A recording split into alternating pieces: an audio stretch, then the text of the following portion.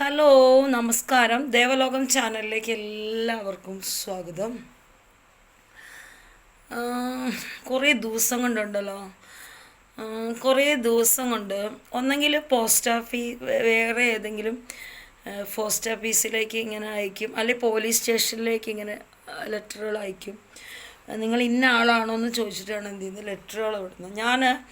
ഒരു കാര്യം ഞാൻ പറയാം. എൻ്റെ അഡ്രസ്സ് എന്ന് പറഞ്ഞു കഴിഞ്ഞാൽ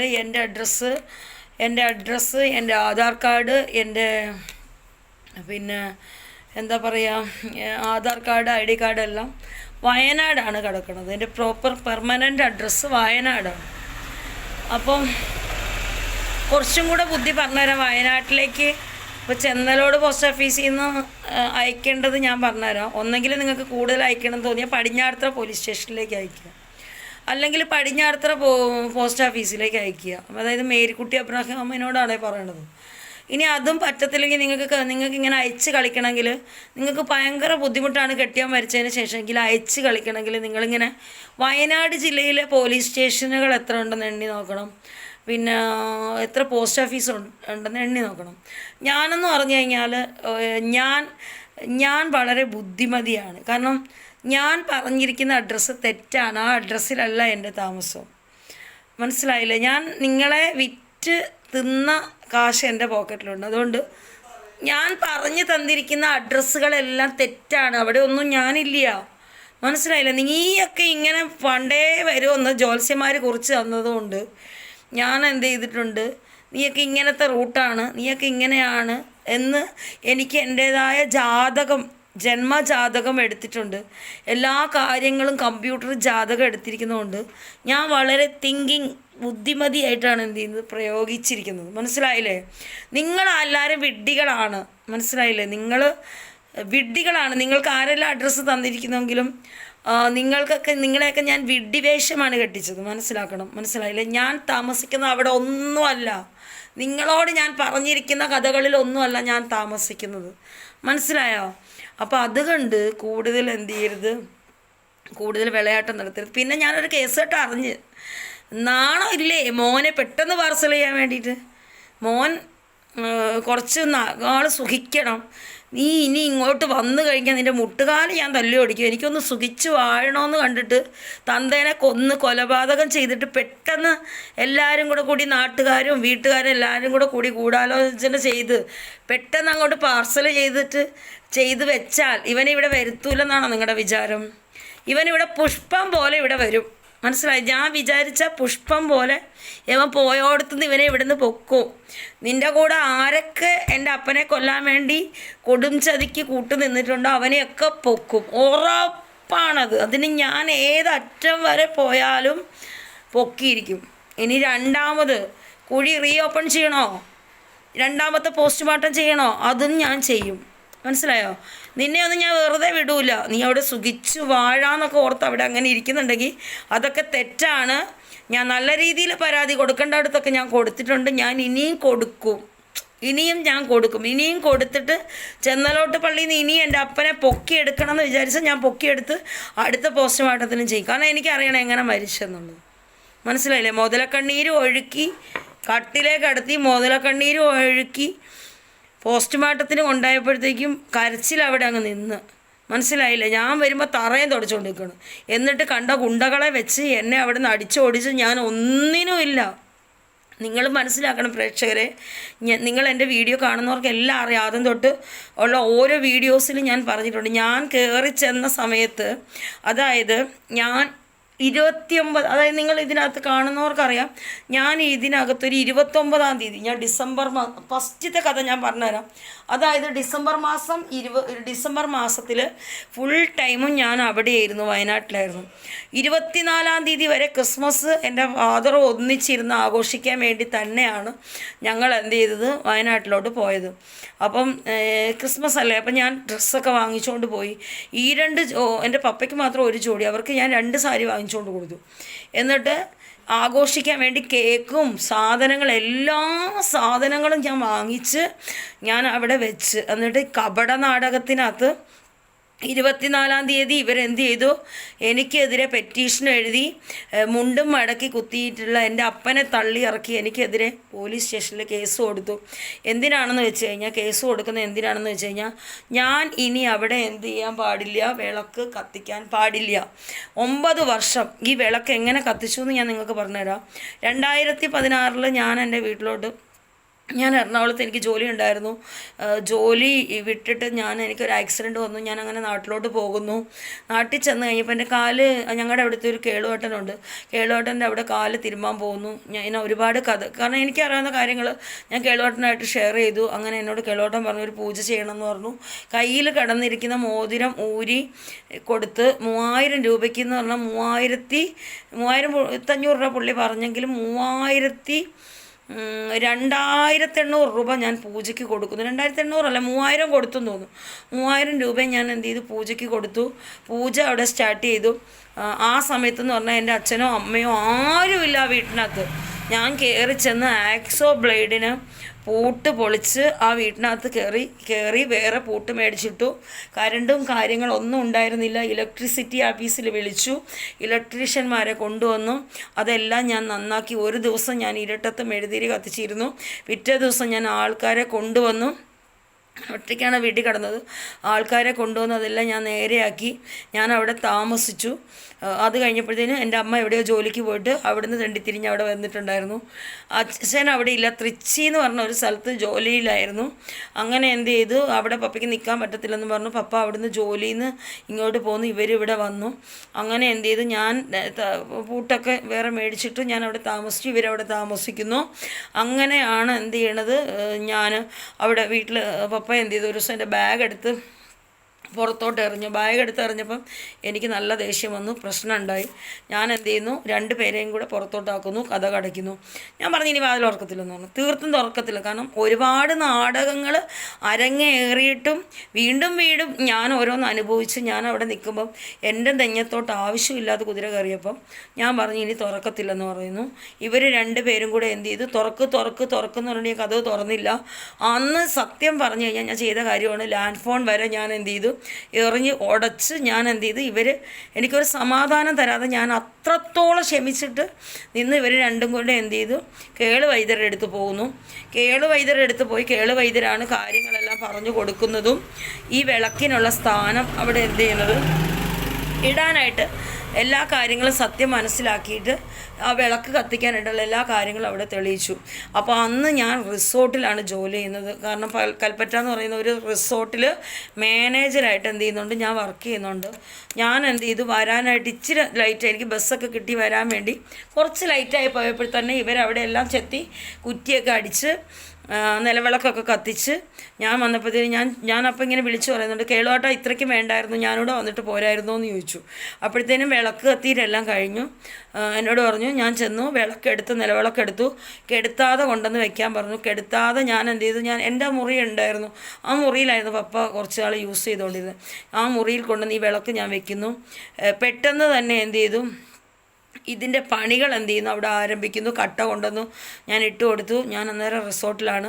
ഇതിൻ്റെ പകുതി പണി കെട്ടി, അതായത് പേരാൽ എന്ന് പറയുന്ന സ്ഥലത്ത് നിന്ന് ആൾക്കാരെ കൊണ്ടുവന്നു. ഇതിൻ്റെ പണി പകുതി എന്ത് ചെയ്തു, കെട്ടി അത് പൂർത്തിയാക്കാൻ കഴിയാതെ അതവിടെ അങ്ങനെ ഇട്ട് തല്ലിപ്പോയി. ബാക്കി കുറച്ച് പണികളൊക്കെ ബാക്കിയുണ്ടായിരുന്നു. പപ്പ തന്നെ എന്ത് ചെയ്തു, അതെല്ലാം ചെയ്ത് എനിക്ക് തന്നു. എന്നിട്ട് പപ്പ പറഞ്ഞ എന്താണെന്ന് വെച്ച് കഴിഞ്ഞാൽ, ഈ വിളക്ക് കത്തിക്കാനായിട്ട് പോകാനായിട്ട് അന്നേരം കണ്ടം വഴിയില്ല. അപ്പോൾ പപ്പ എൻ്റെ അടുത്ത് പറഞ്ഞ എന്താണെന്ന് വെച്ച് കഴിഞ്ഞാൽ, ഇതിലെ ഞാൻ അവൾക്ക് വഴി കൊടുക്കും, ഞാൻ അവൾക്ക് വിളക്ക് കത്തിക്കാനുള്ള എല്ലാ സജ്ജീകരണങ്ങളും ഞാൻ അവൾക്ക് ചെയ്തു കൊടുക്കും, വഴിയും ഞാൻ അങ്ങോട്ടേക്ക് എന്ത് ചെയ്യും കൊടുക്കും എന്നെല്ലാം പറഞ്ഞിട്ട് ഈ തള്ളയുടെ ആളുകളെല്ലാം ചേർന്ന് അതിനെ ഇല്ലായ്മപ്പെടുത്തി എന്ത് ചെയ്ത് പതിയെ ആ പ്ലാനുകളെ പൊളിച്ചടുക്കി. അപ്പോൾ കള്ളം കപ്പലിൽ തന്നെ ഉണ്ടല്ലോ. അപ്പം ഞാനിതൊക്കെ മനസ്സിലാക്കി അവിടെ അങ്ങ് നിന്നു. അപ്പം ഈ റിസോർട്ടിൽ ജോലി ചെയ്യുന്ന സമയത്ത് ഞാനൊരു 5-6 താറാം കുഞ്ഞുങ്ങളെ എന്ത് ചെയ്തിട്ടുണ്ട്, മേടിച്ചിട്ടുണ്ടായിരുന്നു. അങ്ങനെ എന്ത് ചെയ്തു, ഒരു 6 മാസം കഴിഞ്ഞപ്പോൾ എൻ്റെ ജോലി പോയപ്പം ഈ താറാം കുഞ്ഞുങ്ങളെ കൊണ്ടുവന്ന് തള്ള ഭയങ്കര ബഹളം ഉണ്ടാക്കി. ഇതിനെ കൊണ്ടുപോകണം, ഇവിടെ പറ്റില്ല, ഇതാണ് തേങ്ങയാണ്, ആനയാണ്, ചേനയാണെന്ന് പറഞ്ഞു. അപ്പോൾ അപ്പം എന്ത് ചെയ്തു, അതിനെ അപ്പം എന്നോട് പറഞ്ഞു, ഞാൻ 2 കുഞ്ഞുങ്ങളെ കണ്ടു, വാങ്ങണമെന്ന് ഞാൻ വിചാരിച്ചതാണ് എന്ന് പറഞ്ഞു. ഞാനിത് വാങ്ങിക്കൊണ്ട് കൊടുത്തപ്പോൾ പപ്പ എന്ത് ചെയ്തു, നല്ല വെണ്ണം പിന്നെ എന്ത് ചെയ്ത് അതായത് അതിനെ നോക്കി കുഞ്ഞുങ്ങൾക്ക് നെറ്റൊക്കെ അടിച്ച് ചെറിയ ചെറിയ തീറ്റകളൊക്കെ ഇട്ട് കൊടുത്ത് നല്ല രീതിയിൽ എന്ത് ചെയ്തു പപ്പ അതിനെ നല്ലോണം നോക്കി. അങ്ങനെ ഇരുന്ന സമയത്താണ് ഈ താറാവ് വലുതാകുകയും 2 താറാവിനെ എന്ത് ചെയ്തു പട്ടി പിടിക്കുന്നു. ഈ താറാവായിരുന്നു എനിക്ക് ഞാൻ വീട്ടിൽ ജോലി ഇല്ലാണ്ട് നിന്നിരുന്ന സമയത്ത് എൻ്റെ ഉപജീവനായിരുന്നു. കാരണം എൻ്റെ ജോലി ചെയ്ത പൈസയൊക്കെ കുറച്ചൊക്കെ ഞാൻ സേവ് ചെയ്ത് വെച്ചിട്ടുണ്ടായിരുന്നെങ്കിലും എനിക്ക് അത്യാവശ്യം റീചാർജ് ചെയ്യണമെങ്കിൽ ഒരു കൂട് ബ്രെഡ് വാങ്ങണമെങ്കിൽ അങ്ങനെ എന്തെങ്കിലും ആവശ്യങ്ങളൊക്കെ ഉണ്ടെങ്കിൽ ഞാൻ എന്ത് ചെയ്യും, ഈ താറാവിൻ്റെ മുട്ട കൊടുത്തിട്ട് ഞാൻ ഇടയ്ക്കൊന്ന് ടൗണിൽ പോകും. ആ സമയത്ത് ഈ തള്ള പ്രസവത്തിൻ്റെ ഡ്യൂട്ടി ആയിട്ട് പല വീടുകളിൽ പോകും. അപ്പം ഞാൻ ഒറ്റയ്ക്ക് ഉണ്ടായിരുന്നുള്ളൂ ആ വീട്ടിൽ. അപ്പം ഞാൻ അങ്ങനെ കുറേ നാൾ അവിടെ തനിയെ താമസിച്ചിരുന്നു. അപ്പോൾ എല്ലാവരോടും എന്നോട് ചോദിക്കുന്നവരോടൊക്കെ ഞാൻ പറയും പപ്പയുണ്ട് മമ്മിയുണ്ട് എന്നൊക്കെ പറഞ്ഞ് ഞാൻ അവിടെ നിൽക്കും. കാരണം തനിയെ നമ്മുടെ നാടാണെന്ന് പറഞ്ഞിട്ട് നമുക്ക് എല്ലാവരെയും അങ്ങ് വിശ്വസിക്കാനൊന്നും പറ്റത്തില്ലല്ലോ. കാരണം എല്ലാവരും ചിരിക്കുന്നുണ്ടെങ്കിലും മുൻവശം കൊണ്ട് എല്ലാവരും ചിരിക്കുന്നുണ്ടെങ്കിലും അണപ്പല്ലുകൊണ്ട് ഇറുമ്പുന്ന ആളുകളാണ്. പിന്നെ കുറേ ആളുകൾ എന്ത് ചെയ്യുന്നുണ്ട്, ചാനൽ സ്ഥിരം കുത്തിയിരുന്ന് കാണുന്നുണ്ട്. എന്താണ് ഇടുന്നത്, എന്താണ് വാർത്ത, എന്താണെന്നൊക്കെ ചാനലിൽ കുത്തിയിരുന്ന് കണ്ടിട്ട് ചാനൽ കാണുന്നുണ്ടോ എന്ന് ചോദിക്കുമ്പോൾ എന്താ പറയുകയെന്ന് വെച്ച് കഴിഞ്ഞാൽ അത് ഞങ്ങൾക്ക് കണ്ണിന് സുഖമില്ല, അങ്ങനെയൊക്കെയാണ് ഇങ്ങനെയൊക്കെയാണെന്ന് എന്ത് ചെയ്ത് പറയും. ചാനൽ എല്ലാവരും കാണുന്നുണ്ടെന്ന് എനിക്കറിയാം, നാട്ടുകാർ മൊത്തം കാണുന്നുണ്ടെന്ന് എനിക്കറിയാം. പിന്നെ കണ്ടിട്ട് നിങ്ങൾ കണ്ടെന്ന് തന്നെ പറയും. പിന്നെ ചില സമയത്ത് പറയുന്നുണ്ട് ഞാൻ എവിടെയെങ്കിലും ഹോട്ടലിൽ പോയിട്ടിരുന്ന് നോൺ വെജ് കഴിക്കുന്നുണ്ട്. ഞാൻ നോൺ വെജ് എന്ന് പറഞ്ഞാൽ ഞങ്ങളിപ്പോൾ ഇവിടെ താമസിക്കുന്ന സ്ഥലത്ത് നോൺ വെജുകളൊന്നും വെക്കാൻ പറ്റത്തില്ല. ഇവിടെ ഫുൾ പച്ചക്കറിയാണ് എന്ത് ചെയ്യുന്നത് വെക്കുന്നത്. ഇവിടെ ഒന്ന് പരദേവതയുടെ വാളിരിപ്പുണ്ട്, ഒന്ന് കൊടുങ്ങല്ലൂരമ്മയുടെ വാളും ചിലമ്പും ഇവിടെ ഇരിക്കുന്നുണ്ട്. അപ്പം ഈ സാധനങ്ങളൊന്നും ഇവിടെ കയറ്റാൻ പറ്റില്ല. ഞാൻ താമസിക്കുന്നതോടെ ശുദ്ധിവൃത്തമായിട്ട് തന്നെയാണ് ഞാൻ കൊണ്ടുപോകുന്നത്.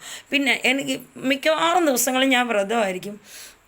അപ്പം ഞാനിതൊന്നും കൂട്ടാറില്ല. പച്ചക്കറി സാധനങ്ങളും ഒക്കെയാണ് ഞാൻ എന്ത് ചെയ്യുന്നത് കഴിക്കുന്നത്. മിക്കവാറും ചിലപ്പോൾ കഴിച്ചാലേ കഴിച്ചില്ലല്ലോ, അങ്ങനെയൊക്കെയാണ് എൻ്റെ ലൈഫ് പോകുന്നത്. കാരണം രാവിലെ അമ്പലത്തിൽ പോവും, ഇവിടുത്തെ പണിയും കഴിഞ്ഞ് അമ്പലത്തിൽ പോകും. ആ പോണ സമയത്ത് ചിലപ്പോൾ ഒരു വെള്ളം കുടിച്ചാലേ കുടിച്ചില്ലല്ലോ അങ്ങനെ പോകും.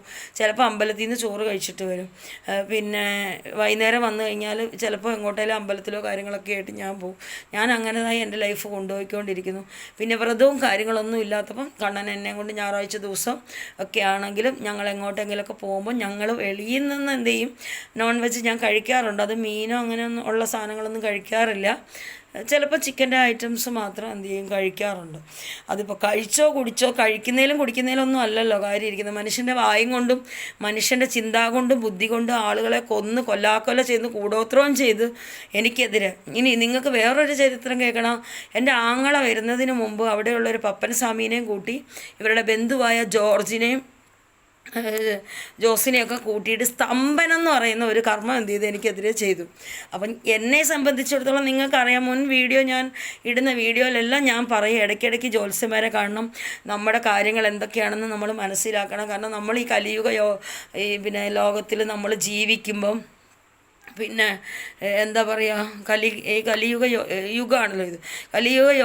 ഈ യുഗത്തിൽ നമ്മൾ ജീവിക്കുന്ന സമയത്ത് ആരെയും നമുക്ക് വിശ്വസിക്കാൻ പറ്റില്ല. അങ്ങോട്ടും ഇങ്ങോട്ടും തങ്ങളെ കൂടോത്രം പാരയും അടിയും പിടിയും പിടി വഴക്ക് അസൂയ എല്ലാം ആണ്. മനസ്സിലായില്ലേ? ഇപ്പം ഞാനിന്ന് എൻ്റെ നാട്ടിലുള്ള ഒരാളെ വിളിച്ചപ്പോൾ എന്നോട് പറഞ്ഞു, ഞങ്ങളാരും ഒന്നും ആരെക്കുറിച്ചും അന്വേഷിക്കാറില്ല, ഞങ്ങളെല്ലാവരും അവരവരുടെ കാര്യങ്ങളായിട്ട് അങ്ങനെ പോകുന്നു. ഈ പറയുന്ന ആളുകൾ മൊത്തം വാർത്തകളും അറിയാം, മൊത്തം കാര്യങ്ങളും എല്ലാവർക്കും എല്ലാം അറിയാം. മനസ്സിലായില്ലേ? അങ്ങോട്ടും ഇങ്ങോട്ടും എന്തിനു പോണത്, ഫോണിൽ കൂടെ അങ്ങോട്ടും ഇങ്ങോട്ടും വിളിച്ച് പറഞ്ഞു. ഇനി അവിടെ എന്ത് തലകുത്തനെ മറിഞ്ഞെന്ന് പറഞ്ഞാലും എനിക്കൊരു വിഷയങ്ങളും ഇല്ല. കണ്ണാ എനിക്ക് ആ തോർത്തം തന്നെ ആ ഫാനും ഇങ്ങോട്ടും തിരിച്ചു വെച്ചേ, ചൂടെടുത്തിട്ട് ചെയ്യാം. അപ്പം ഇങ്ങനെയൊക്കെയുള്ള സംഭവമാണ്.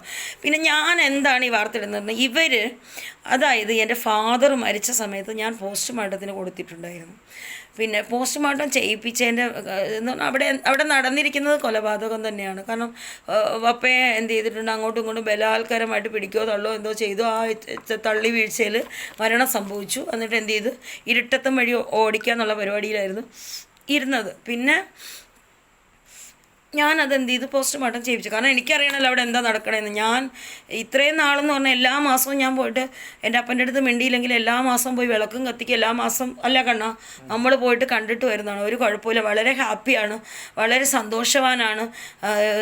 രാവിലത്തെ കാപ്പിയും കുടിച്ചു, എന്തെങ്കിലും ജോലികളൊക്കെ ചെയ്തു, ഉച്ചത്തെ ഭക്ഷണവും കഴിച്ചു, കുറച്ച് നേരം കിടന്നുറങ്ങി, കുറച്ച് നേരം കാപ്പോയിലേക്ക് റിലാക്സ് ചെയ്യാൻ പോയിക്കൊണ്ടിരിക്കുന്ന മനുഷ്യൻ 4 ദിവസം കൊണ്ട് മകൻ വന്നപ്പോഴത്തേനും പെട്ടെന്ന് അങ്ങ് മരിച്ചെന്ന് പറഞ്ഞു കഴിഞ്ഞാൽ അതിനെ വിശ്വസിക്കാൻ മാത്രം ഞങ്ങളാരും പൊട്ടന്മാരല്ല. ഇനി നിങ്ങളെ നാട്ടുകാരിപ്പോൾ എൻ്റെ നാട്ടുകാർ പൊട്ടന്മാരാണോ എന്ന് എനിക്ക് അറിഞ്ഞുകൂടാ. ഞാൻ പൊട്ടത്തിയൊന്നുമല്ല. അവിടുത്തെ വീട്ടിലെ കാര്യങ്ങളൊക്കെ എനിക്കറിയാം. പിന്നെ അപ്പോൾ ഞാൻ എന്ത് ചെയ്തു, ഞാൻ ദൂരെ നിന്ന് കർണാടക സ്റ്റേറ്റിൽ ഞാൻ തീർത്ഥാടനത്തിലൊക്കെ നിൽക്കുന്ന ഞാനാണ്. ദൂരെ നിന്ന് പെട്ടെന്ന് ഒരു മരണ വാർത്ത വിളിച്ചു പറഞ്ഞു. ഈ വിളിച്ചു പറഞ്ഞ ആളോട് ആ നാട്ടുകാർ ചോദിച്ചപ്പോഴത്തേക്കും അവർ പറഞ്ഞു ഞാനങ്ങും വിളിച്ചിട്ടില്ല. ഞാൻ പറയട്ടെ, ഒരു കാര്യം ഒന്നും മനസ്സിലാക്കണം, നിങ്ങൾക്കെല്ലാം പരസ്പരം അങ്ങോട്ടും ഇങ്ങോട്ടും നാട്ടുകാരെ തങ്ങളി പേടിയാണ്. അതിൻ്റെ ആവശ്യമൊന്നും എനിക്കില്ല. എനിക്ക് നാട്ടുകാരെ പേടിക്കേണ്ട ആവശ്യമില്ല. ഞാൻ ചെയ്തെന്ന് പറയാനുള്ള ചങ്കൂറ്റം എനിക്കുണ്ട്. അത് ഒരുത്തൻ്റെ കൂടെ കയറി കിടന്നെന്ന് പറഞ്ഞാൽ ഞാൻ പറയും, കടന്നിട്ടുണ്ടെങ്കിൽ പറയും കടന്നെന്ന്. കടക്കാതെ ഞാൻ പറയേണ്ട ആവശ്യമൊന്നുമില്ല. മനസ്സിലായില്ലേ?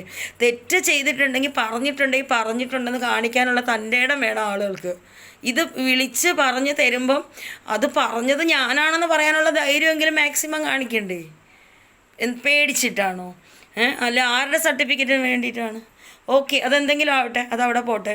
എനിക്ക് അതൊന്നും അറിയേണ്ട കാര്യങ്ങളൊന്നുമില്ല. എനിക്കെല്ലാവരും നല്ലോണം അറിയാം. എല്ലാവരും നന്നായിട്ട് എന്ത് ചെയ്യാം, ഞാൻ അരച്ചും കലക്കിയും പാലും ആക്കി വലിച്ചു കുടിച്ച് വെച്ചിരിക്കുന്ന ഒരു വ്യക്തി. പിന്നെ ഞാനെന്താ അറിയോ, എന്തെങ്കിലും ആയിക്കോട്ടെ, നമ്മളായിട്ട് നിൽക്കുക, നമ്മുടെ ഭാഗം നോക്കുക.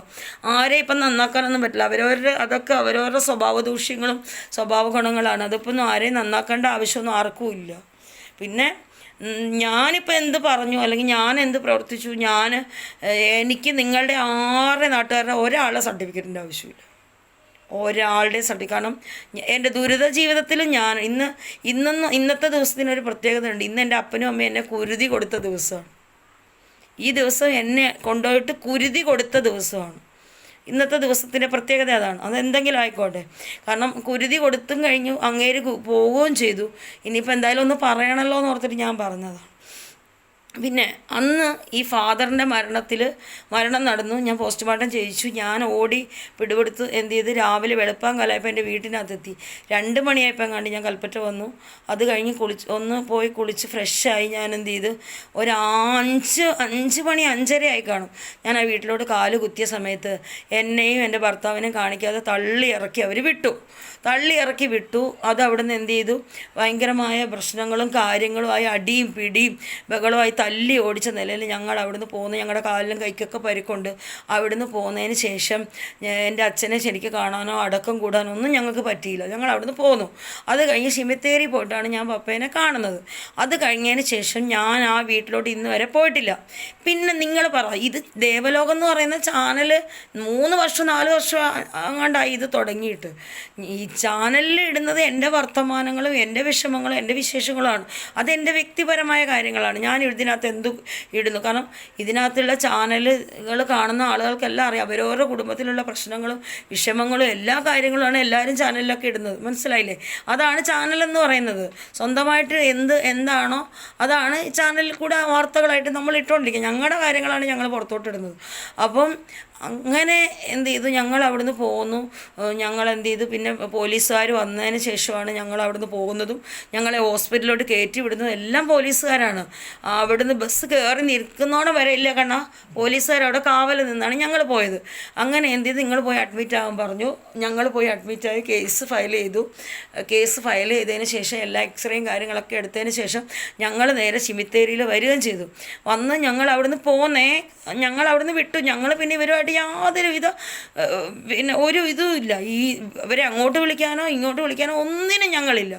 പിന്നെ അവിടുത്തെ പടിഞ്ഞാറത്ര പോലീസുകാർ ചെയ്യണ പരിപാടി എന്ന് പറഞ്ഞു കഴിഞ്ഞാൽ അവിടെയും ഘടിപ്പിക്കും ഇവിടെയും ഘടിപ്പിക്കും, അപ്പുറത്തും ഘടിപ്പിക്കും ഇപ്പുറത്തും ഘടിപ്പിക്കും. ഞാൻ ചോദിക്കട്ടെ, അവർക്ക് അവിടെയെന്ന് പറഞ്ഞു കഴിഞ്ഞാൽ ഞാൻ കണ്ട കാര്യമാണ്. അവിടെ എന്ന് പറഞ്ഞു കഴിഞ്ഞാൽ ഭയങ്കരമായിട്ട് വിഭവസമൃദ്ധമായ ഊണുണ്ടാക്കി കൊടുക്കും.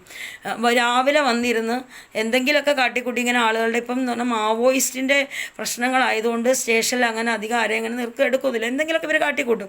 നല്ല ചോറും കഴിച്ച് നല്ല സുഖമായിട്ട് ഇരുന്ന് ഉറങ്ങും. ആളുകൾ വരുന്നേരം അങ്ങോട്ടും ഇങ്ങോട്ടും തല്ലി തെറ്റിച്ച് എന്ത് ചെയ്യുക, ഒരു പ്രശ്നങ്ങളും ഇല്ലാതെ പ്രശ്നങ്ങളുണ്ടാക്കി തീർത്ത് ഇങ്ങനെയൊക്കെ ബുദ്ധിമുട്ടാക്കിയിട്ട് ഞങ്ങളോട് ചോദിച്ചു. എൻ്റെ അടുത്ത് ഫോൺ ചെയ്തപ്പോൾ ചോദിച്ചു ഇന്ന സ്ഥലത്ത് ചോദിച്ചപ്പോൾ ഞാൻ പറഞ്ഞു ഞാൻ ഇന്ന സ്ഥലത്താണെന്ന്. പക്ഷെ ഞാൻ ആ സ്ഥലത്തല്ല. ഈ പുള്ളിക്കാരത്തി തന്നെയാണ് എന്ത് ചെയ്തത്, അവിടെയുള്ള പോലീസുകാർക്ക് അഡ്രസ്സും പറഞ്ഞു കൊടുത്ത് അന്ന് തൊട്ട് എന്ത് ചെയ്യാണ്, ഇങ്ങനെ ഈ പറഞ്ഞ സ്ഥലത്തേക്കൊക്കെ എന്ത് ചെയ്യാണ് ഇവർ പോലീസ് സ്റ്റേഷനിലേക്കും പോസ്റ്റ് ഓഫീസിലേക്കൊക്കെ ഇങ്ങനെ ലെറ്റർ കൈമാറിക്കൊണ്ടിരിക്കുകയാണ് വക്കീലിനെ വെച്ചിട്ട്. അപ്പോൾ ഞാൻ അതാണ് ഈ കിടന്ന് പറയുന്നത്. നിങ്ങളൊന്ന് ചിന്തിക്കണം, ഈ തള്ളയ്ക്ക് കെട്ടിയോ മരിച്ച് മോനും അവിടുന്ന് പോയി. വല്ലതും വെച്ചുണ്ടാക്കി തിന്നിട്ട് മറ്റേ ജോസിനെ വിളിച്ചിട്ട് രണ്ടുപേർക്കും കൂടെ കഥ പറഞ്ഞിരുന്നൂടെ? ആ കഥ പറഞ്ഞിരിക്കുന്ന സ്ഥാനത്ത് രണ്ടുപേരും കൂടെ എനിക്കിട്ട് പറയണം, അയ്യോ കുഞ്ഞമ്മ കുഞ്ഞമ്മ കുഞ്ഞമ്മ കുഞ്ഞമ്മ എന്ന് പറയുന്നവനാണ് കൂടെ കയറി കിടക്കണത്. എന്നിട്ട് കൂടെ കയറി കുഞ്ഞമ്മ അവളെ ചാനൽ പൂട്ടണം. അവൻ്റെ തന്ത ചത്തുപോയ തന്ത വിചാരിച്ച നടക്കില്ല എൻ്റെ ചാനൽ പൂട്ടാൻ. പിന്നെ അവൻ അത്ര കിഴപ്പാണെങ്കിൽ പിന്നെ അവൻ്റെ തള്ള വീട്ടിലിരിപ്പില്ലേ, ആ തള്ളേനെ അങ്ങോട്ട് തള്ളയുടെ കൂടെ കയറി കിടന്നാൽ പോരെ. ഇവനെന്തിനാണ് ഈ കൊണ്ടുപിടിച്ചിട്ട് എൻ്റെ കുടുംബം എന്ന് പറഞ്ഞാൽ എൻ്റെ കുടുംബത്തിൽ അവന് കയറാൻ യാതൊരു യോഗ്യതയില്ല. എവനും കയറാൻ യോഗ്യതയില്ല, ഇവൻ്റെ ചേട്ടനും കയറാൻ യോഗ്യതയില്ല, ഇവൻ്റെ പെങ്ങൾക്കും കയറാൻ യോഗ്യതയില്ല. ഇനി വേറൊരു കഥ ഞാൻ പറഞ്ഞുതരാം. ഇവൻ്റെ പെങ്ങൾ ഒരു പ്രാവശ്യം കുറച്ച് പ്രശ്നങ്ങൾ വന്ന സമയത്ത് എനിക്ക് ഇവരുടെ പെങ്ങളുടെ അടുത്ത് പോകേണ്ടി വന്നു. അപ്പോൾ ഇവരിങ്ങനത്തെ ആൾക്കാരാണെന്നൊന്നും എനിക്കറിയത്തില്ല. അപ്പോൾ ഇവൻ്റെ പെങ്ങളെടുത്ത വയൽ പറഞ്ഞെന്താണെന്ന് വെച്ചാൽ, ഞങ്ങളുടെ അപ്പൻ്റെ ആളുകളോടെല്ലാം ഞങ്ങൾക്ക് വൈരാഗ്യമാണ്, ആ വൈരാഗ്യം ഞങ്ങൾ എങ്ങനെയെങ്കിലും തീർക്കുമെന്ന് പറഞ്ഞു. അങ്ങനെ തീർക്കുമെന്ന് പറഞ്ഞിട്ട് ഇവർ കള്ളത്തരത്തിന് കൂട്ടുനിന്നും ഇവൾ എന്നെ ഒരുപാട് ദ്രോഹിച്ചു. എൻ്റെ പെട്ടിയിലിരുന്ന നല്ല സാരികളെല്ലാം ഇവളെന്ത് ചെയ്തു, എല്ലാം അടിച്ചു മാറ്റി. പുതിയ കുറച്ച് ഡ്രസ്സ് എടുത്ത് വെച്ചിരുന്നു, അത് ഇവൾ അടിച്ചു മാറ്റി. അവിടുന്ന് എന്ത് ചെയ്തു, ഇവർക്ക് ഒറ്റ കൊടുത്തു, എൻ്റെ തന്തയ്ക്കും തള്ളയ്ക്കും ഒറ്റ കൊടുത്തു. ഞാൻ ആ വീട്ടിൽ വന്ന് ഇവളങ്ങ് പോവുകയും ചെയ്തു. എൻ്റെ സാരിയില്ല, വാലും ഇല്ല, തലയില്ല. അതിനിടയ്ക്ക് ഒരു പണയം വെച്ചിട്ടുണ്ടായിരുന്നു, ഒരു മാല. അത് ഇവരെ കൊണ്ട് വന്ന് കള്ളത്തരത്തിൽ വന്ന് പറഞ്ഞു കൊടുത്തു, അതും അങ്ങ് അടുപ്പിച്ചുകൊണ്ട് പോയി. ഇവൾ ചെയ്തതിന് ഇവൾക്ക് കിട്ടിയ കൂലി എന്താണെന്ന് അറിയണ്ടേ? ഇവൾക്ക് 2 മക്കളുണ്ടായിരുന്നു. ഒരു നല്ല മോളുണ്ടായിരുന്നു, കാണാനൊക്കെ നല്ല സുന്ദരിയായിരുന്നു. ആ തൊട്ടടിച്ച് നല്ലൊരു പണക്കാരുടെ വീട്ടിലാണ് കൊണ്ട് കെട്ടിച്ചത്. ആ പെണ്ണ് 2 വർഷത്തിന് ശേഷം തൂങ്ങിച്ചത്തു. അതായത് ചുണ്ടേ ജോർജിൻ്റെ പെങ്ങൾ തെയ്യാമ്മയുടെ ചെയ്തിരിക്കുന്നതിനുള്ള തിരിച്ചടി ദൈവം തന്നതാണ്. ആ പെണ്ണ് തൂങ്ങിച്ചത്ത് വിഷം കഴിച്ച് മരിച്ചു. എന്നിട്ട് എൻ്റെ ഒരു ആവശ്യത്തിന് വേണ്ടിയിട്ട് ജാമ്യം നിൽക്കാനോ എന്തോ ഒരു ആവശ്യത്തിന് വേണ്ടി ഇവരെ വിളിച്ചപ്പം ഇവരുള്ള ഫോട്ടോസും ഒക്കെ എടുത്തോ. കാരണം നമുക്ക് ഒരാളെ ഒരു വട്ടമല്ലേ, നമുക്ക് ഒരാളെ ഒരു വട്ടം കഴിച്ചാൽ പോരെ, പിന്നെ രണ്ടാമത് കഴിക്കേണ്ട ആവശ്യമില്ലല്ലോ. ഇവർ വിളിച്ചുകൊണ്ട് വന്ന് ജാമ്യം നിൽക്കാൻ വേണ്ടി എൻ്റെ പപ്പയും ഈ തെയ്യാമ്മയും കൂടെ അവിടെ വന്നു. 500 രൂപ അവർ കൊടുത്തു. ഞാൻ കൊടുക്കേണ്ട ആവശ്യമില്ലല്ലോ. ഈ കൊപ്പിര മുഴുവൻ ഒപ്പിച്ച് വെച്ചിട്ട് ജാമ്യത്തിന് വന്നിട്ട് ഞാൻ ഇവർക്കൊക്കെ പൈസ കൊടുക്കണോ? അപ്പോൾ എന്ത് ചെയ്ത് വലിയ സ്നേഹക്കഥകളൊക്കെ പറഞ്ഞു. അവസാനം എനിക്കിട്ടൊരു പണി തന്നു. ഞാൻ വക്കീലാഫീസിൽ ഈ സാധനത്തിനെ കൊണ്ടൊന്ന് പോയി അവിടെ വെച്ചിട്ട് വക്കീലന്മാരുടെ കൂടെ കൂടിയിട്ട് എന്ത് ചെയ്തു, ഒരു ഓട്ടോറിക്ഷയിൽ കയറി അങ്ങ് ഞെളിഞ്ഞങ്ങ് ഇരുന്ന്. അവിടുന്ന് നടക്കാനുള്ള ദൂരേ ഉള്ളൂ. സാധാരണ ആ വക്കീൽ തനിയെ, നമ്മൾ ഓഫീസിൽ പോയി കഴിഞ്ഞാൽ ആ വക്കീൽ തനിയെ വരും. ഇവളവിടെ വന്ന് കയറിയിരുന്ന് ആ ഓട്ടോറിക്ഷയിൽ കയറിയിരുന്ന് ഇവളെന്ത് ചെയ്ത് അങ്ങോട്ടേക്ക് പോവുകയും ചെയ്തു. ഞാൻ ഓട്ടോറിക്ഷക്കാർക്ക് പൈസ കൊടുക്കുകയും ചെയ്തു. അന്നൊക്കെ എന്ന് പറഞ്ഞാൽ ഞാൻ ഒറ്റയ്ക്കേ ഉള്ളൂ, കണ്ണനൊന്നും എൻ്റെ കൂടെ ഇല്ല. എൻ്റെ കാര്യങ്ങളെല്ലാം സ്വന്തമായിട്ട് നടത്തുന്നതാണ്. ചിലപ്പോൾ വണ്ടിക്കൂലിക്ക് പൈസ കാണില്ല, വക്കീലിന് കൊടുക്കാനൊക്കെ ഉള്ള തുച്ഛമായ പൈസ കൊണ്ടാണ് ഞാൻ വന്നത്. ഇവൾ ഞെളിഞ്ഞ് അങ്ങോട്ട് ഇരുന്ന് അവിടെ പോയി ഇറങ്ങി. വക്കീലിന് അടുത്ത് ഞാൻ പറഞ്ഞു, ഞാൻ കയറുന്നില്ല, നിങ്ങൾ പോയിക്കോന്ന് പറഞ്ഞു. പൈസ ഞാൻ കൊടുത്തു, എൻ്റെ കയ്യിൽ ഇത്രയേ ഉള്ളൂ എന്ന് പറഞ്ഞു. ഞാൻ ആ പൈസ കൊടുത്തു, ഞാൻ അങ്ങ് ഒഴിവായി. എന്നിട്ട് കേസും കാര്യങ്ങളും ജാമ്യം നിൽക്കണം. കാര്യം കഴിഞ്ഞപ്പോഴത്തേനും ഞാൻ മെല്ലെ അവിടെ നിന്ന് എസ്കേപ്പായി. ഞാൻ പറഞ്ഞു, ചായ വേണമെങ്കിൽ ഇതാ പപ്പ അവിടെ നിൽക്കുന്നത്, വേണമെങ്കിൽ പോയി മേടിച്ച് കുടിച്ചോളാൻ പറഞ്ഞു. ഞാൻ അവിടെ നിന്ന് പോരുകയും ചെയ്തേ.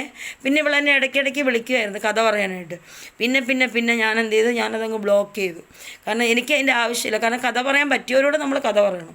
കഥ പറയാൻ പറ്റത്തില്ലാത്തവരെ എടുത്ത് തല വെച്ച് കഴിഞ്ഞാൽ നമുക്കെന്നും കുരിശാവും.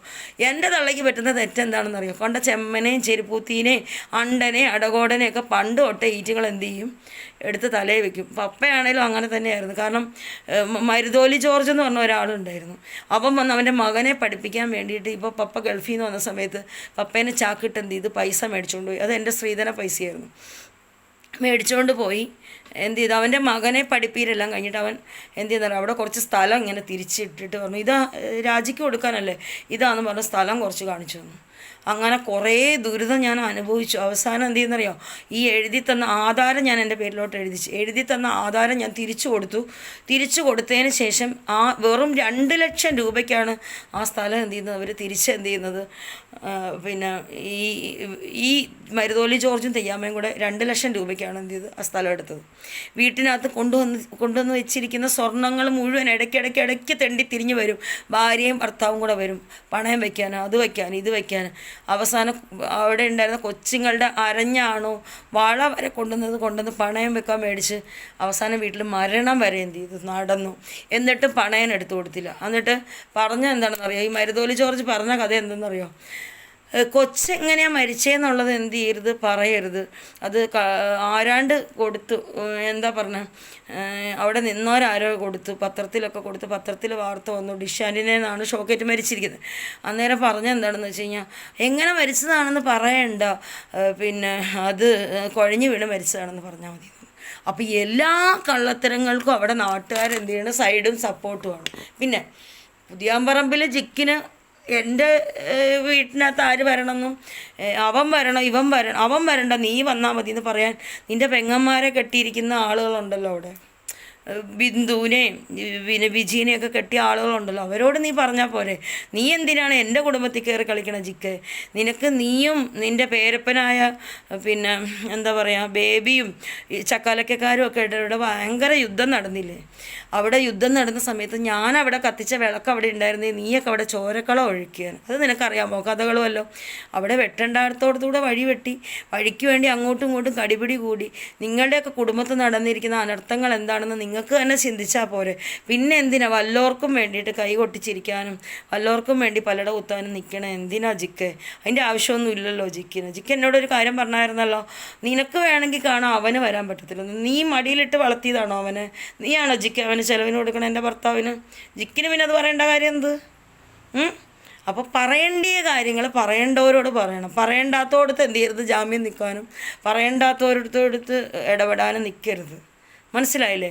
നിന്നെ ഒന്നും ഞാൻ ആശ്രയിക്കാനൊന്നും ഞാൻ വന്നിട്ടില്ലല്ലോ. ഞാൻ നിന്നെ ഒന്നും ഒരു കാര്യത്തിന് അഭിപ്രായം പറയാൻ വേണ്ടി നിന്നെ ഒന്നും ഞാൻ ഒന്നിനും ആശ്രയിച്ചിട്ടില്ല. പിന്നെ നീയൊക്കെ എന്തിനാ എൻ്റെ കാര്യങ്ങൾക്ക് ഇടപെടാൻ വേണ്ടി അവിടെ വന്നത്? നീ അവിടെ കഥ പറയുന്നത് ഞാൻ കണ്ടിട്ടാണല്ലോ വന്നത്. അതുകൊണ്ട് കഥകളൊന്നും ആരും എന്ത് ചെയ്യരുത്, പറയാൻ നിൽക്കരുത് കൂടുതൽ. പുതിയാമ്പറമ്പിൽ ഇഷ്ടംപോലെ വിഷയങ്ങൾ ഉണ്ടായിട്ടുണ്ട്. ജിക്കിൻ്റെ വീട്ടിൽ ഇഷ്ടംപോലെ വിഷയങ്ങൾ ഉണ്ടായിട്ടുണ്ട്. അന്നേരം മത്തായി സാർ അതൊക്കെ സോൾവ് ചെയ്തു. ഞാൻ എന്തായാലും പിഴച്ചൊന്നും എവിടെയും പറ്റിയിട്ടില്ല എൻ്റെ നാട്ടുകാരെ. എനിക്ക് അവിഹിത ഗർഭവും ഉണ്ടായിട്ടില്ല. മനസ്സിലായോ? ഞാൻ സത്യസന്ധമായിട്ടേ ജീവിച്ചിട്ടുള്ളൂ. അപ്പോൾ അതുകൊണ്ട് കൂടുതൽ കഥകളൊന്നും എന്ത് ചെയ്യരുത്, ആളുകൾ പറയാൻ വരരുത്. പറഞ്ഞാൽ എനിക്ക് നല്ലോണം പറയാനുണ്ട്. നാട്ടിലെ വർത്തമാനങ്ങളൊക്കെ എല്ലാവർക്കും എല്ലാവരുടെ ഇടയിൽ നടക്കുന്ന കഥകളൊക്കെ എല്ലാവർക്കും അറിയാം. അതുകൊണ്ട് ഇനി സ്പെഷ്യലായിട്ട് എടുത്ത് പറയേണ്ട കാര്യങ്ങളൊന്നുമില്ല. പിന്നെ എൻ്റെ അപ്പം മരിച്ചു കിടന്നപ്പം എനിക്കെതിരെ കേസ് കൊടുക്കുമ്പോഴും നിങ്ങൾ നാട്ടുകാരായ നിങ്ങൾ എന്ത് വകുപ്പിലാണ് ഒപ്പിട്ടത്? നിങ്ങൾക്ക് അന്ന് എന്നെ വിളിച്ച് ചോദിച്ചുകൂടായിരുന്നു എന്തിനാ രാജി പോസ്റ്റ്മോർട്ടം ചെയ്യിപ്പിച്ചതെന്ന്? നിങ്ങളാരും അത് ചെയ്തില്ലല്ലോ. പിന്നെ എവിടുന്നോ ഒരു ചേട്ടൻ എന്നെ വിളിച്ചിട്ട് പറഞ്ഞു ഞാൻ പോയിട്ടുണ്ടായിരുന്നു, പോസ്റ്റ്മോർട്ടം എടുക്കുമ്പോൾ ഒക്കെ ഞാൻ പോയിട്ടുണ്ടായി. ഇതൊക്കെ പറഞ്ഞു തീർക്കാനുള്ള കാര്യങ്ങളല്ലേ? അങ്ങനെ പറഞ്ഞു തീർക്കണമായിരുന്നെങ്കിൽ നിങ്ങളെ ചെന്നലോട്ട് പള്ളിയിലെ ഇടവക വികാരികളും പള്ളി കമ്മിറ്റിക്കാരൊക്കെ വിചാരിച്ചായിരുന്നു ഇങ്ങനെയൊന്നും എൻ്റെ പപ്പ മരണപ്പെടില്ലായിരുന്നു. അപ്പം നിങ്ങൾ കൂടുതൽ കഥയൊന്നും പറയേണ്ട ആവശ്യമില്ല. കാരണം പപ്പ മരിച്ചു, പപ്പേനെ അവിടെ അടക്കി. മനസ്സിലായില്ലേ? പിന്നെ നിങ്ങൾക്കെതിരെ ഞാൻ ലെറ്റർ കൊണ്ട് തന്നിരിക്കുന്നതിൻ്റെ കോപ്പി എൻ്റെ കയ്യിലുണ്ട്. അപ്പോൾ ആരും ഞാനൊരു വാക്ക് വന്ന് ചെയ്തപ്പോൾ എനിക്ക് ആരും പരിഹരിച്ചു തന്നില്ല. പിന്നെ ഞാൻ മക്കയുടെ ധ്യാന കേന്ദ്രത്തിൽ പോയി ധ്യാനം കൂടിയ സമയത്ത് എൻ്റെ അമ്മേനെ അവിടുത്തെ സിസ്റ്റേഴ്സും അച്ഛന്മാരും ഒക്കെ വിളിച്ചിട്ട് പറഞ്ഞു ഇവളെ എവിടെയും വിടരുത്, നിങ്ങൾ ഇവളെ നോക്കണം, ഇവളെ വീട്ടിൽ നിൽക്കട്ടെ എന്ന് പറഞ്ഞിട്ട് എൻ്റെ അമ്മേനെ വിളിച്ചു വരുത്തിയിട്ട് പള്ളിക്കാരും അച്ഛന്മാരും പറഞ്ഞിട്ട് പോലും അനുസരിക്കാത്തതാണ് എൻ്റെ അമ്മ. സ്വന്തം ഇഷ്ടത്തിന് എന്ത് ചെയ്ത് കാര്യങ്ങൾ നടത്തിക്കൊണ്ടിരുന്നു. അങ്ങനെ എന്ത് ചെയ്ത് ചെന്നലോട്ട് പള്ളിയിൽ ഞാൻ വീണ്ടും വന്നിരുന്നു. എനിക്ക് പള്ളിയിലേക്ക് ഒരു അംഗത്വം തരുമോയെന്ന് ചോദിച്ചു. അന്നേരം ആരെയും കണ്ടില്ലല്ലോ. പിന്നെ എന്ത് പറയാൻ എന്ത് യോഗ്യതയുണ്ട്? എനിക്കെന്ന് പറഞ്ഞാൽ 21 വയസ്സായി പ്രായപൂർത്തിയായിട്ടുള്ളൊരു പെണ്ണാണ് ഞാൻ. ഇന്ത്യൻ ഭരണഘടന അനുസരിച്ച് ഏത് മതത്തിൽ വിശ്വസിക്കണമെന്നും ഏത് മതാചാരപ്രകാരം പോകണമെന്നും ആരെ കൈക്കൊള്ളണമെന്നും ആരെ വിശ്വസിക്കണമെന്നും ഈ തെറ്റും ശരിയൊക്കെ കൊണ്ടുപോകാനുള്ള നല്ല ബോധ്യം എനിക്കുണ്ട്. പിന്നെ ഇലക്ഷനൊക്കെ ആയി വരുമ്പോഴത്തേനും മാർക്സിസ്റ്റ് പാർട്ടിക്ക് കൊടുക്കണോ, കോൺഗ്രസ് പാർട്ടിക്ക് കൊടുക്കണോ, അതോ BJPക്ക് കൊടുക്കണോ എന്നൊക്കെ വോട്ട് തീരുമാനിക്കുന്ന അവരുടെ വ്യക്തിപരമായ കാര്യമാണ്. അതുപോലെ തന്നെയാണ് ആത്മീയ കാര്യങ്ങളിൽ. ഏത് മതത്തിൽ ഇപ്പോൾ ഞാൻ ഹിന്ദു മതത്തിൽ ഹിന്ദുക്കളുടെ ഞാൻ അമ്പലത്തിൽ പോകാറുണ്ട്, മുസ്ലിം പള്ളിയിൽ പോകാറുണ്ട്, കത്തോലിക്ക പള്ളികളിൽ പോകാറുണ്ട്. അതൊക്കെ എൻ്റെ വ്യക്തിപരമായ കാര്യങ്ങളാണ്. അതൊന്നും ആർക്കും പറയേണ്ട കാര്യമില്ല. നിങ്ങളാരുടെയും ചിലവിൽ ഞാൻ ജീവിക്കില്ല, നിങ്ങളാരെയും ഞാൻ വകവയ്ക്കാറുമില്ല. എനിക്കതിൻ്റെ ആവശ്യമില്ല. കാരണം ഞാൻ എൻ്റെ നാട്ടിൽ ഒരുപാട് വേദനകൾ അനുഭവിച്ചപ്പോൾ നിങ്ങളെ ആരെയും ഞാൻ കണ്ടില്ലല്ലോ. ഒരു നേരത്തെ നാരങ്ങ വെള്ളം വാങ്ങിച്ചേരാൻ ആരെങ്കിലും ഉണ്ടായിരുന്നോ? ഒന്ന് സമാധാനിപ്പിക്കാൻ ആരെങ്കിലും ഉണ്ടായിരുന്നോ? ഞാൻ എൻ്റെ അപ്പം മരിച്ച സമയത്ത് ഞാൻ അതിലെ കൂടെ പോയല്ലോ. നിങ്ങളെല്ലാവരും കൂടി ആ വിൽസൻ്റെ മുട്ടാലൊന്ന് തല്ലി ഓടിച്ചുകൂടായിരുന്നു. വിൽസനെ നിങ്ങൾക്കൊക്കെ അറിയാമല്ലോ, മൂലക്കര വിൽസൻ്റെ സ്വഭാവം എന്താണെന്ന്. ചെന്നലോട്ട് പള്ളിക്കാർക്ക് മൊത്തം അറിയാം വിൽസൻ മൂലക്കരയുടെ സ്വഭാവം എന്താണെന്ന്. പാവം പിടിച്ച ടോമീനെ വരെ കൊന്നിട്ട് വീടും വെച്ച് താമസിക്കുകയാണെന്നാണ് നാട്ടുകാർ മൊത്തം പറയുന്നത്. അപ്പോൾ എല്ലാവർക്കും കഥകളൊക്കെ അറിയാം. അപ്പം നിങ്ങൾക്ക് അന്നേരം ഞാൻ വന്നപ്പോൾ ഇത്രയും ഒരു പ്രശ്നം നടന്നപ്പോൾ നിങ്ങൾക്കൊന്ന് സോൾവ് ചെയ്തുവിടായിരുന്നു. ഞാൻ എൻ്റെ ഫ്ലോട്ടിലല്ലേടോ ഒരു വിളക്ക് കത്തിച്ചത്. ഞാൻ എൻ്റെ ഫ്ലോട്ടിൽ എൻ്റെ അപ്പൻ്റെ അനുവാദവും എൻ്റെ അപ്പൻ്റെ അമ്മയുടെയും പെർമിഷനിൽ തന്നെയാണ് ആ വിളക്ക് കത്തിച്ച് സ്റ്റാർട്ട് ചെയ്ത് തുടങ്ങിയത്. മനസ്സിലായോ? എന്നിട്ട് പൂച്ചയെ പോലെ ഇരിക്കുകയാണ്, രണ്ടും കൂടെ പാല് കുടിച്ച് അറിയാത്ത മട്ടിലിരുന്നു. ഒരാൾ പോയി, ഒരാളുണ്ട് അവിടെ. മകനെ കൊല്ലലും കൊലപാതകവും കഴിഞ്ഞിട്ട് കള്ളത്തരത്തിൽ കയറ്റി വിട്ട് കളഞ്ഞു, എവിടെയെങ്കിലും പോയിക്കോളാൻ പറഞ്ഞു. നിങ്ങൾ നാട്ടുകാരും വീട്ടുകാരൊക്കെ കൊണ്ട് കൂടി ചെയ്യണമല്ലേ? അവനെ പൊക്കണമെന്ന് വെച്ചാൽ പൊക്കും. അവനെ ഞാൻ പൊക്കിയിരിക്കും. ഞാൻ കുറച്ച് ഷോർട്ടായി പോയി. ഞാൻ ചെയ്യാനുള്ള കാര്യങ്ങളൊക്കെ ഞാൻ ചെയ്തു വെച്ചിട്ടുണ്ട്. ഞാൻ വരും മൊഴിയെടുക്കാൻ വേണ്ടി. അത് പടിഞ്ഞാറത്തറ പോലീസുകാരല്ല എൻ്റെ മൊഴിയെടുക്കണത്. അതിന് വേറെ ആൾക്കാരുണ്ട് അവിടെ, വേറെ ആൾക്കാരെ നിയമിച്ചിട്ടുണ്ട്, ഗവൺമെൻറ് ആളുകൾ. മനസ്സിലായോ? അല്ല അതുപോലെ മേരിക്ക് കുറേ ഒരു ഉണക്ക വക്കീൽ, ഒരു ലേഡി വക്കീലുണ്ട്, അവിടെ ഇവിടേക്ക് പെറ്റീഷൻ അയക്കും. നിങ്ങൾക്ക് നാണം മാനമില്ലേ പെറ്റീഷൻ അയക്കുക? ഇതെൻ്റെ ചാനൽ, എൻ്റെ ചാനലിൽ എന്ത് പറയണമെന്ന് ഞാനാണ് തീരുമാനിക്കുന്നത്. അതെൻ്റെ വ്യക്തിപരമായ കാര്യമാണ്. അതെങ്ങനെ കൊണ്ടുപോകണമെന്ന് എങ്ങനെ ജീവിക്കണമെന്ന് ഞാനാണ് തീരുമാനിക്കുന്നത്, അല്ലാതെ വേറെ ആരല്ല. എൻ്റെ ചാനൽ, എൻ്റെ ജീവിതം കൊണ്ടുപോകുന്നു ഞാനാണ് തീരുമാനിക്കുന്നത്. ഞാൻ കഷ്ടപ്പെട്ട സമയത്ത് ഒരു ചാൻ വയറ് കഴിയാനും ഒരു നേരത്തെ ആഹാരത്തിനൊന്നും ആരും ഉണ്ടായിരുന്നില്ല. പട്ടിണി കിടന്നിട്ടുണ്ട്. വാടക കൊടുക്കാനില്ലാതെ ഞാൻ വേദനിച്ചിട്ടുണ്ട്. ഒരാളും എന്നെ സഹായിച്ചിട്ടില്ല. അന്നേരം എവിടെയായിരുന്നു എല്ലാവരും? ഈ ഉപദേശം തരുന്ന പോലീസുകാരും ഈ ഉപദേശം തരുന്ന നാട്ടുകാരൊക്കെ എവിടെയായിരുന്നു? ഒന്ന് ഹെൽപ്പ് ചെയ്തുവിടായിരുന്നോ? നാട്ടിൽ കിടന്നൊരു പെണ്ണ് ക്രൂരകൃത്യം അനുഭവിച്ചതാണല്ലോ, നിങ്ങളാരും കണ്ടില്ലല്ലോ. അതും പോരാഞ്ഞിട്ട് മലേഷ്യാജീനെ കൊണ്ട് എനിക്ക് പൊങ്കാലയും തന്നില്ലേ, നല്ലോണം ദേഹോപദ്രവം ചെയ്തില്ലേ. എന്നിട്ട് ഇവൻ്റെയൊക്കെ മക്കൾ അവിടെ ഞെളിഞ്ഞ് നടക്കുന്നില്ലേ? കൈക്കരുത്തില്ലാഞ്ഞിട്ടല്ല ഇതൊന്ന് ചെയ്യിപ്പിക്കാൻ, പകരം പ്രതികാരം ചെയ്യാനായിട്ട്. പക്ഷെ വരും, എല്ലാവർക്കും വരും.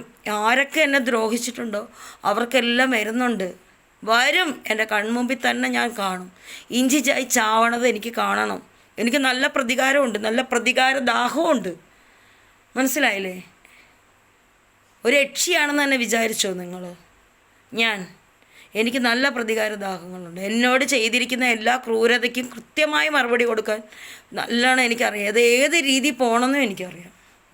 മനസ്സിലായോ? അതുകൊണ്ട് എൻ്റെ പ്രേക്ഷകരെ നിങ്ങളോട് ആരോടും അല്ല പറയണം. ഇത് ചാനൽ കാണുന്നവർക്ക് മനസ്സിലായിക്കോളും. കുറേ നാളായി ഇത് തുടങ്ങിയിട്ട്. ഇന്നും എന്നെ വിളിച്ചൊരു സ്ഥലത്തുനിന്ന് ദേവലോകം ചാനലാണോ എന്ന് ചോദിച്ചു. ഞാൻ പറഞ്ഞല്ലെന്ന് പറഞ്ഞു. ദേവലോകം എന്ന് പറഞ്ഞാൽ ഒരുപാട് ചാനലുണ്ട്. എനിക്കെന്താവശ്യം ഇരിക്കണം ഇതൊക്കെ പറയും. ഇവിടുന്ന് ഫോൺ കോൾ വരുമ്പോൾ ഇതൊക്കെ അംഗീകരിച്ച് കൊടുക്കേണ്ട ആവശ്യം എന്ത്? നാട്ടുകാരല്ലേ എനിക്ക് റേഷനരി ആയിരുന്നു? ഈ പറഞ്ഞു കൊടുത്ത വക്കീൽ റേഷനരി തരുമോ? അല്ല പറഞ്ഞ കോടതി എനിക്ക് തരുമോ? കുറേ നാളായില്ലേ എനിക്കിട്ടുണ്ടാക്കണം. നിർത്ത്. ജോസിനെ പിടിച്ച് അങ്ങോട്ട് കെട്ടിപ്പിടിച്ച് കിടന്ന് ഉറങ്ങും. ചൂടാണെങ്കിൽ രണ്ടുപേരും കൂടെ ഒരു ഹണിമൂണിന് പോകും എവിടെയെങ്കിലും. അല്ലാതെ എൻ്റെ തോളയിലോട്ട് കയറണം എന്തിനാണെന്നറിയാമോ? ഞാൻ ഇടയ്ക്കെങ്ങാനും ചെന്ന് കഴിഞ്ഞാൽ ഇത് കണ്ടുപിടിക്കുമല്ലോ. അപ്പോൾ ഇവരുടെ പണ്ണലിന് ബുദ്ധിമുട്ട് വരുമല്ലോ, നാട്ടുകാരറിയല്ലോ.